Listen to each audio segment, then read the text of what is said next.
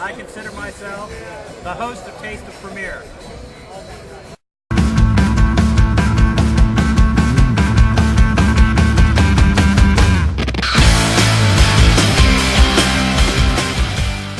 Ryan, how you doing, man? I'm doing well. How are you? Great to be back. Yeah, it's great to have you. You are now the officially the most viewed guest on Taste of Premier.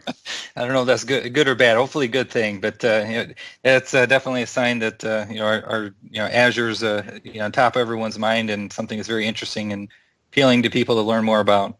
Yeah, absolutely. I feel like we're doing an Azure box set because this is going to be like number 5, volume 5 in the Azure series. And go ahead. Absolutely. When you and I were talking earlier, I highlighted that Azure is really comprised of like 30, I think it's either 33 or 35 core billable components. So, Azure is just exploding in depth and breadth of capabilities. And so when you say Azure, it includes a lot of different things, and we've talked about many of them in some of the previous shows, and certainly discussed how Premier and Microsoft Services can help customers, leverage the cloud and learn more about it.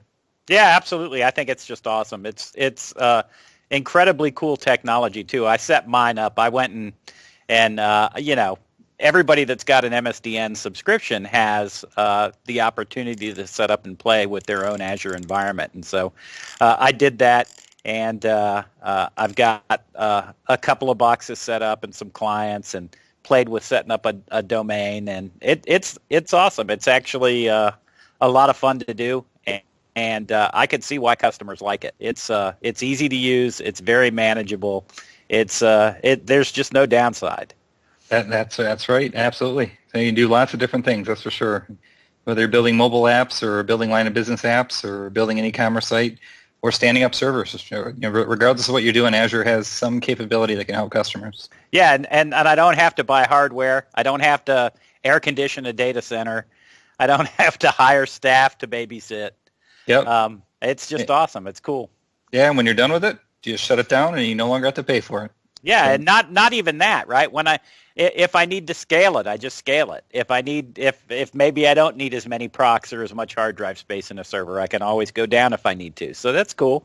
That's right. Yeah, absolutely. Yeah. All right. So you've got some cool stuff to show us today. We're going to use PowerShell, right? That's right. Yeah. A lot of our enterprise viewers are very, very likely versed in PowerShell, and if they're not, as I mentioned, Premier and Microsoft Services can certainly help them get there to be very proficient and fluent in PowerShell. But PowerShell can be used to automate a lot of different products and applications we have, inclusive of Azure. So we'll talk a little bit about how to do that. Walk through some basics, and also walk through some things that might not be so basic. Absolutely. So let's get started. Show us what you got. Sure, absolutely. So Lex, before we walk into the raw PowerShell environment, I wanted to highlight some really cool things that exist in Visual Studio that actually emits PowerShell scripts automatically. So I'm using Visual Studio 2013, and the latest update that was released at the, I actually am not for sure if it was Build or TechEd, but those events were very close to one another. Update 3 actually included a number of improvements in, with regards to management and automation around around Azure. So if you open up Visual Studio and click on the new project, and under the cloud project category, there's I'm going to go ahead and indicate I want to build a new ASP.NET web application. And interesting to note is in here, it actually knows that I've previously associated my Azure subscription or my different Azure subscriptions I have within Visual Studio. So it's asking me to pick which subscription I want to associate this particular deployment with. And when I click Next, this is actually really cool. So picture a developer who needs a server for building a test application or kicking the tires with some new project or initiative. And instead of going to the IT operations folks and having to secure hardware or provision maybe a virtual machine on some private cloud, Visual Studio makes it very easy for developers to actually provision virtual machines directly from Visual Studio. So there's a couple of options customers have for deploying a web application. One is they can actually deploy the application into something we call an Azure website. So think of it as IaaS as a service. So a customer doesn't have to worry about managing the servers that IaaS is running on. They're just leveraging some web farm that we have provisioned in the cloud, and they want to push their application into it. So that's one option customers have within Visual Studio. The other one that's really cool, though, is virtual machine. So customers in the past could have gone into the image gallery, as we've shown in previous episodes, and provisioned a virtual machine very quickly through the portal or using PowerShell maybe, and they would be required in turn to configure that virtual machine to have IaaS installed and configured appropriately to host that application. Visual Studio automates that completely. So if I click virtual machine, it'll provision a VM in Azure.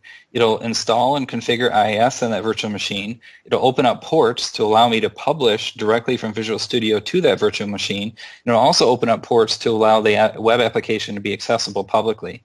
So if I go into the next part of the wizard, this is actually where I can give the server a name and select what size VM and provide some credential information and so forth.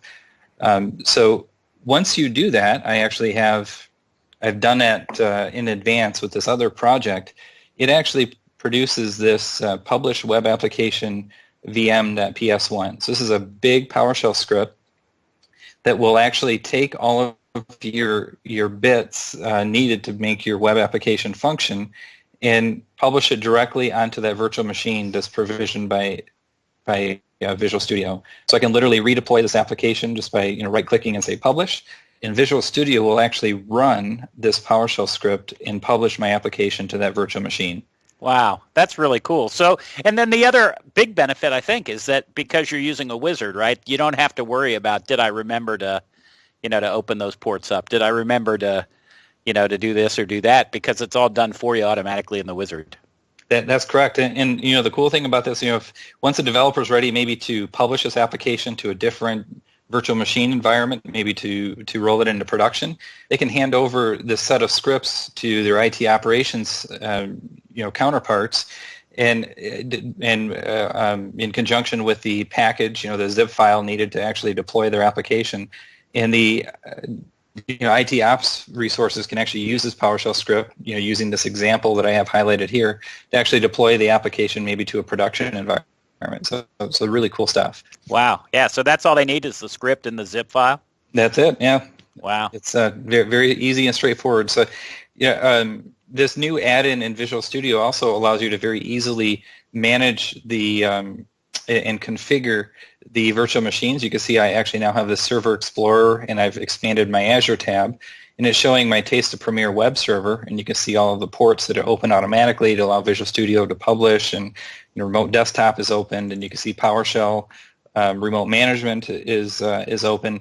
So you can actually configure your virtual machine through Visual Studio as well. I can connect to it directly, can shut it down. I can capture the image and maybe use this as a template for maybe the production environment I want to roll my application into. So there's a lot of things you can do directly in context in Visual Studio without having to use PowerShell or the Azure Portal. So really cool and powerful stuff. That's awesome. So that's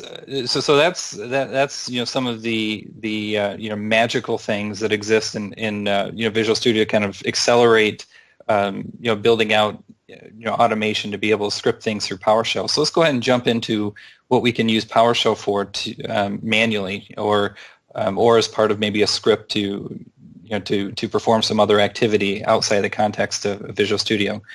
So on my machine, I have the Azure PowerShell commandlet that's already installed, and I've went ahead and opened the prompt with the font size enlarged so you all can see it.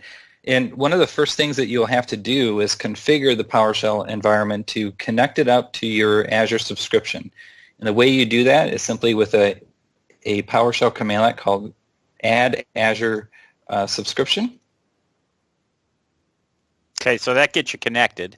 That's right. Yep. So this is actually establishing a connection between this PowerShell environment and my my cloud environment, basically all the subscriptions and VMs and so forth I have running in Azure. There's a couple ways customers can do this. Another way they can do this is by using a certificate, where they can actually download a certificate instead of having to log in every time.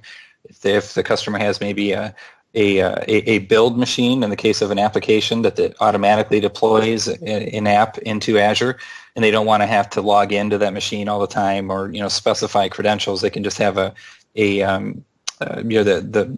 settings file pre-populated on that machine that allows all the commandlets just to work in the future. But I'm opting for this particular method so I can actually specify what account I want to use. So once I've done that, I actually have the Azure Portal open here, and I just want to highlight that my particular subscription or my account has two subscriptions associated. I have an MSDN subscription and this other internal one. So I have to tell PowerShell which subscription I want to use. The way I can get a list of subscriptions is by saying get Azure subscription. And you see it's emitting the subscriptions, and you can see the subscription I see in the portal as well as my MSDN subscription. So yeah. I have to. Yep. No, I was just going to say most customers won't run into that, right? Most of them will probably just have one subscription. Yeah, in some cases, yeah, it depends on what the customer is doing. Sometimes there might be somebody in IT operations that manages, QA environment and a production environment. They might have a number of subscriptions that they can use. They might use them as containers to. Yeah, so that's interesting. So, maybe I've got a test environment or a dev environment and then a production environment. Yeah, so that makes sense. That's cool. Yep. So now I have to tell Azure, or tell PowerShell rather, which one I want to use. So I'm going to say set Azure subscription. And I'm just going to give it the name of the subscription I want to use.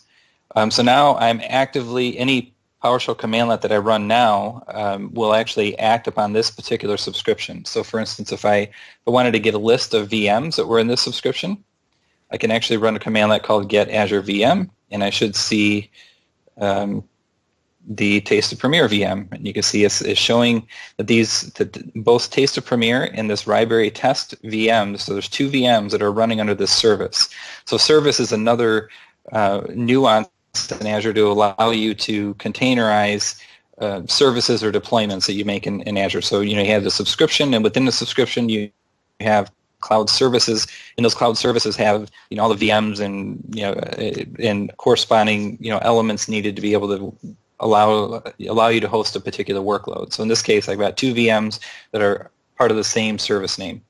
Yeah, that's really cool. So I got a question for you. Is there a way to list all of the Azure commandlets? Do we have a way to, or is it documented somewhere so that if somebody that's watching the show wants to go and grab all of those, what do they have to do to get that? Yep. So actually, it looks like it's wanting me to update the help. So I'm going. I was hoping that this would actually very quickly run, but you can actually just type in get-help, and the commandlet that you actually are looking for help on, and it will give you information on that particular commandlet as well as example usage, as any parameters you might need to pass to that and so forth. So it looks like this is actually going on and on. Yeah, sorry. So how did you get the list of all of the applets? So I actually I saw you did get-help. Yeah. So I see Azure AZ *. Okay. Yeah. So actually I just typed in AZ, now I can see all the ones that are associated with Azure. So these are all, you see there's a lot of commandlets that are actually associated with Azure to allow me to manage every aspect from networking to storage and disks that are associated with VMs or cloud applications and so forth. So lots of different things. You even see some PHP related commandlets. So lots of different things that you can automate. That's awesome. So once you have a VM, one of the things that you might want to do with that VM is actually connect to it. And one of the ways that you can do that is actually downloading an RDP file to actually remote desktop into that VM, and you can do that very easily from the portal as we've shown on previous episodes, just by going to that particular go into that particular VM, and you can click the connect option down here at the bottom. Well, you can do that from PowerShell as well. There's a really easy to use PowerShell command called get Azure remote desktop file. And this actually requires you to just pass in the service name and the name of the VM that you want to download the RDP file for. So as I showed earlier, the name of the service is called Taste of Premier. And PowerShell has this really cool tab completion. If you don't know the complete name of a particular parameter you want to specify, you just type in the first couple letters and you can actually cycle through. There's others that start with SER. I could have just keep hitting tab and it would cycle through them. So I'm going to say Taste of Premier. And now I need to tell it the name of the VM that I want to download the RDP file for. So that the particular server I'm going to download it for is my Taste of Premier VM. They're named the same in this case.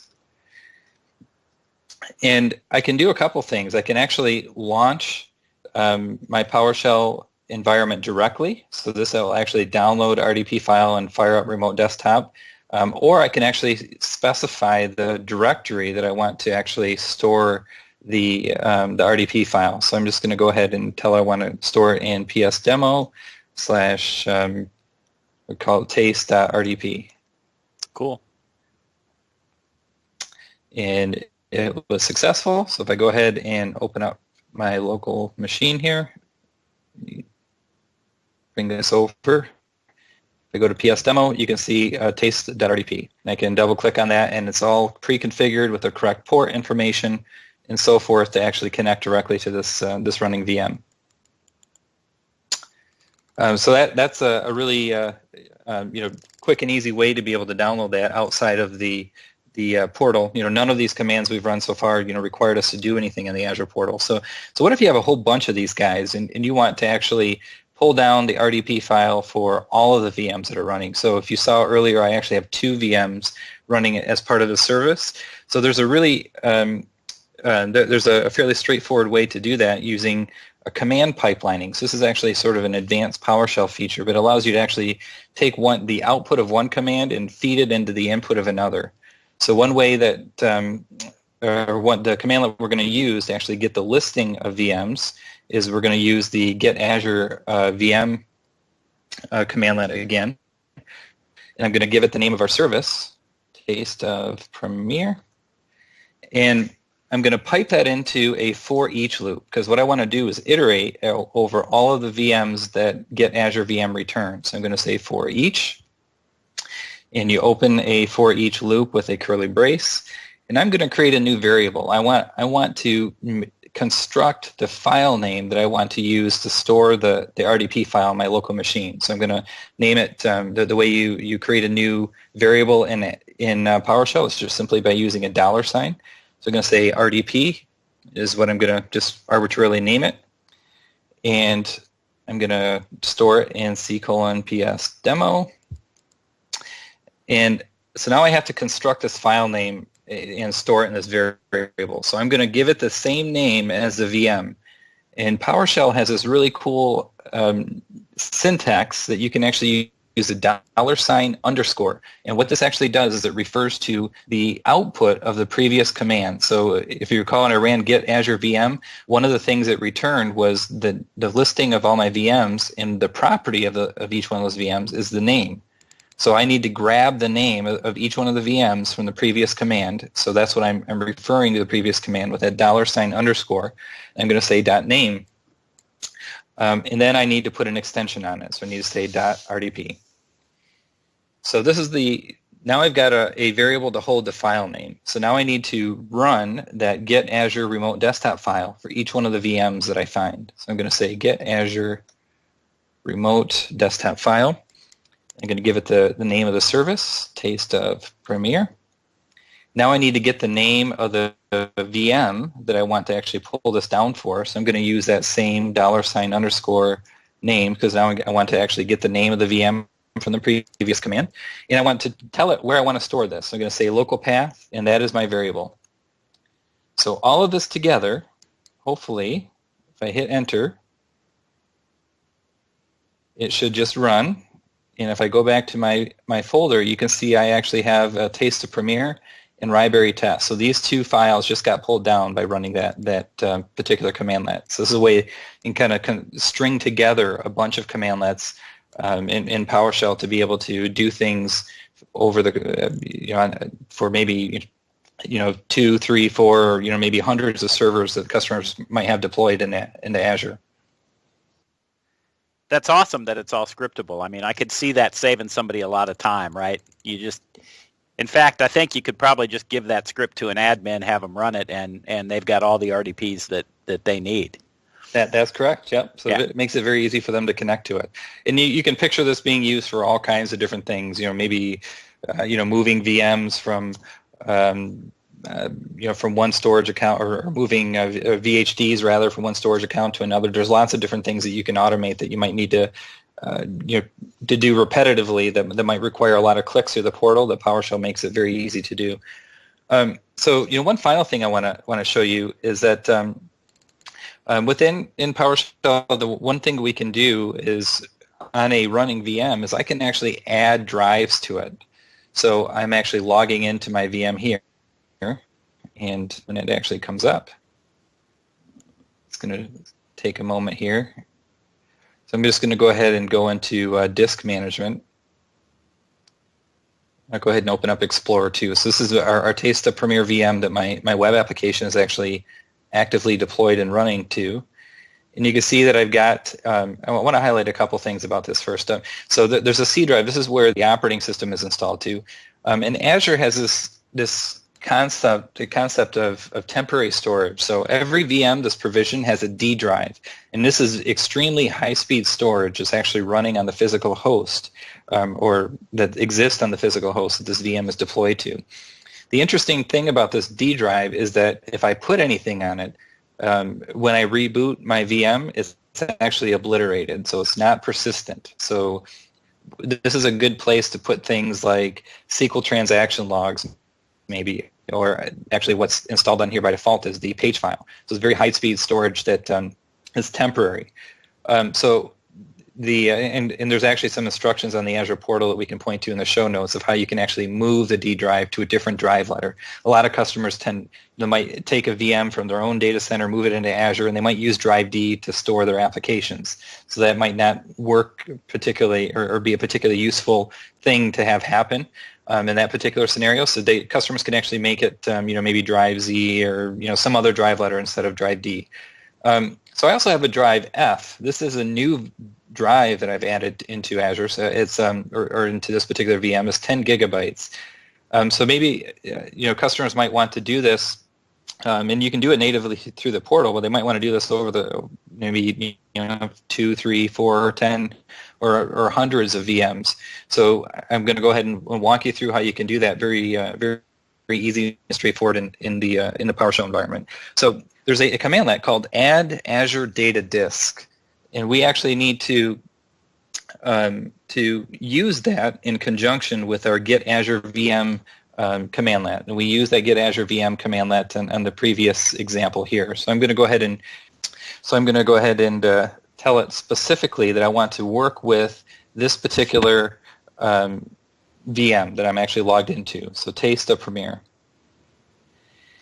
So I have to use the pipe symbol again, and I'm going to run the add Azure. I hit tab a little bit too soon. So add Azure data disk as a commandlet I want to run.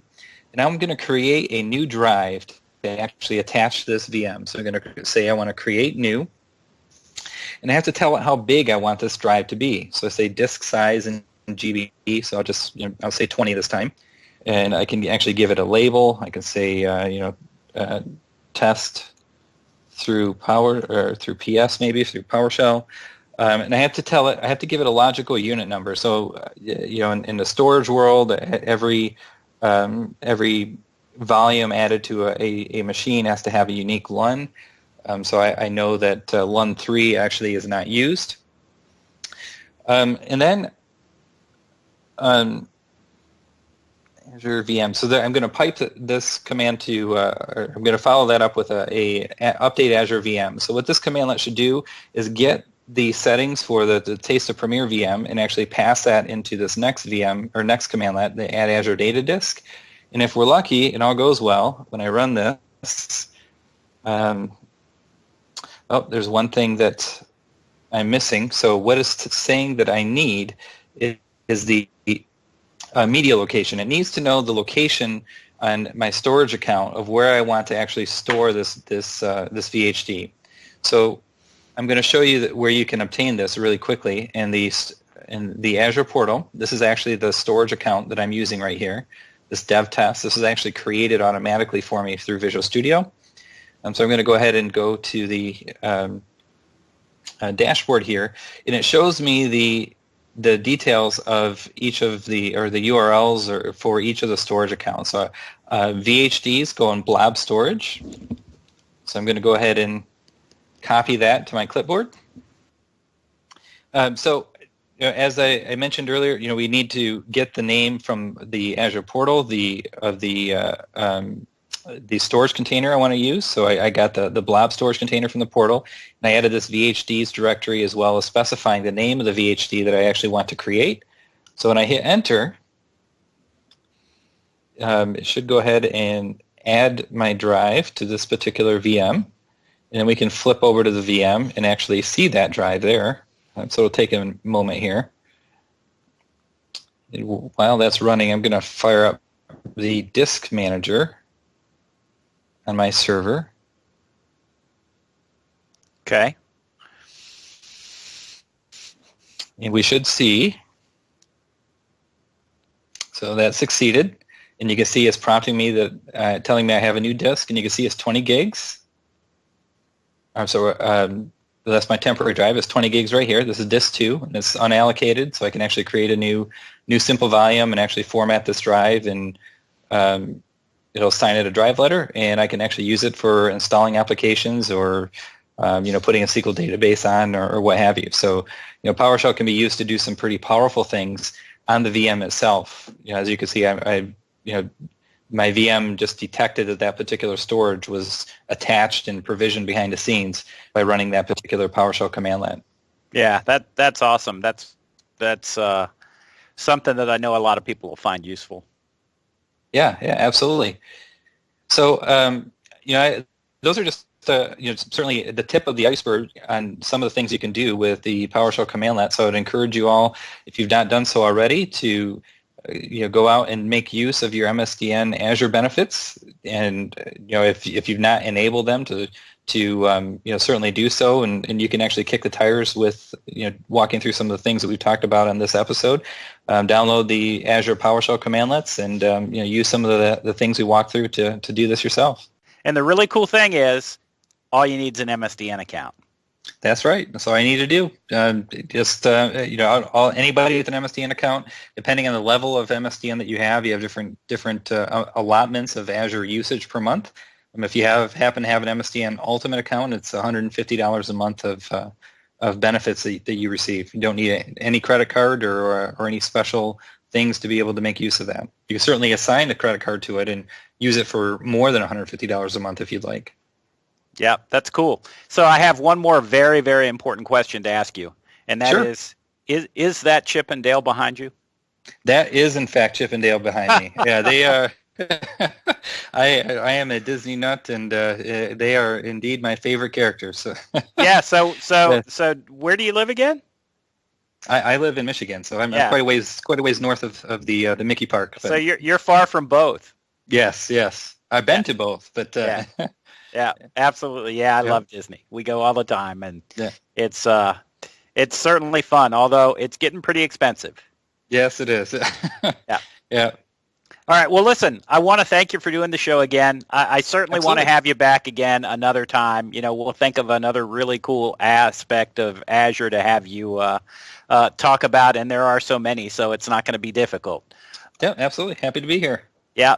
And without further ado, I guess that's your taste of Premiere.